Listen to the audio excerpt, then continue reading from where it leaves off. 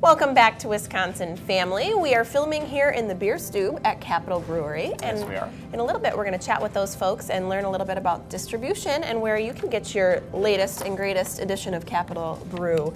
The latest and greatest. The latest and greatest. They're always brewing something up. In fact, they are doing just that right behind us. And you may recognize this familiar and friendly face. This is John Shear with Trinity Financial Planning. And you always bring us such great information. Thanks for coming back and blessing us with your presence and your knowledge once again. Well, great to see you guys again. Yeah, glad to have you. So let's talk a little bit. We got holidays coming up here, so people are starting to think gifts, which comes along with money and saving and all that kind of stuff. Let's talk about giving and how does that fit in with financial planning? Well, sure. We deal a lot with giving with our clients. You know, the traditional financial advisors, their job is to bring in assets and have people, make investments for them. Right? We work on a fee-only basis, so it doesn't make any difference where people's money is. We actually talk a lot with people about how you use that money.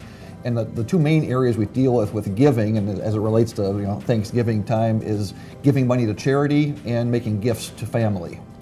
Got it. Yeah, and this is a great time to give money to charity too, so it's an important thing to actually kind of write into your plan. Yeah, a lot of people are kind of publicizing, a lot of charities are kind of publicizing that type of thing at this time of year. So what planning aspects are there about giving to charity? I mean, it's not very complicated to write a check for a nonprofit or something like that, so talk to us a little bit about that. That's right. It can be very basic, but there are a couple tricks that we use or a couple little things that can be helpful.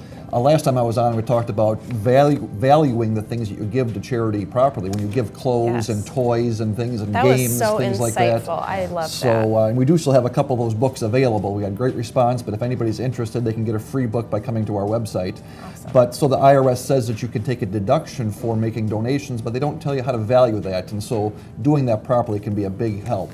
Yeah. And the other tool or technique that we talk with people about is using what's called a donor-advised fund. Yeah. And that's sort of like a mini foundation, layman's terms, it's a mini foundation. You don't have to be a Rockefeller to set one up, but you can but you can do some things even with $1,000 and have it be sort of a legacy type of a thing. It's pretty neat. Okay. That's very cool. That is. And so tell us, how is it using that donor-advised fund, that's what it's called, right? That's right. To give to charity, is that better than just writing a check? Well, it does a couple of things. It's not necessarily better, but there are some things that you can use. And what the donor-advised fund is, it's a place you can store money and make a tax-deductible donation, and then that money can grow over time. And you can involve, we have people involve their kids in giving, like at Thanksgiving time. Hey, we've got this much money, how much are we going to give, and where are we going to give it, and why do you want to give to those places? Things like that. And so it's something that can build up over time and make what might be a smaller gift more impactful. Right. And then there's also can be some tax advantages for people who have investments that have grown over time.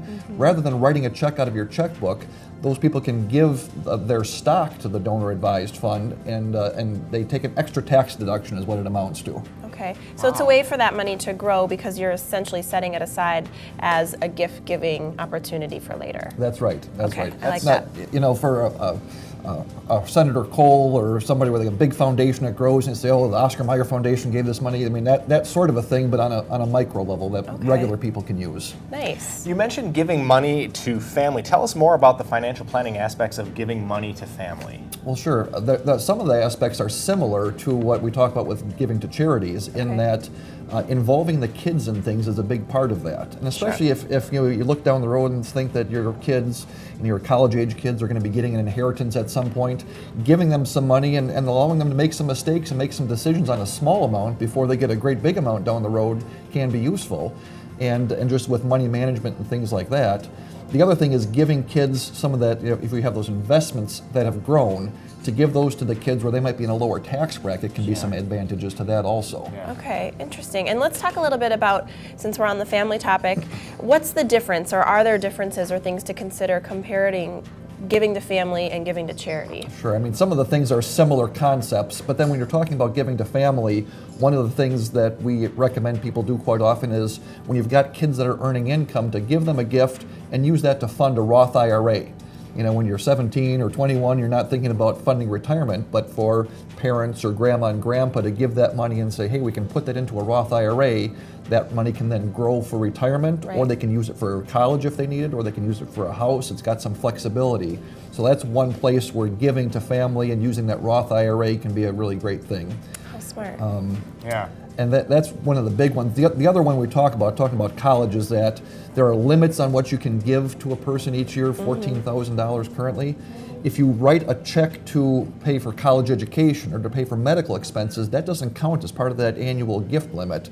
And so when you've got some unique situations that you might want to, instead of giving your grandson a check so he can pay for college, you write a check directly to the college, and that can have some advantages.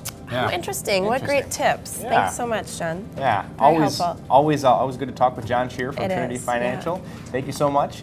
When we come back, I think we're going to be talking with Capital Brewery. We are. We're going to talk to their distributors about where you can buy Capital Brewery here in the south central Wisconsin area. It's all next on Wisconsin Family.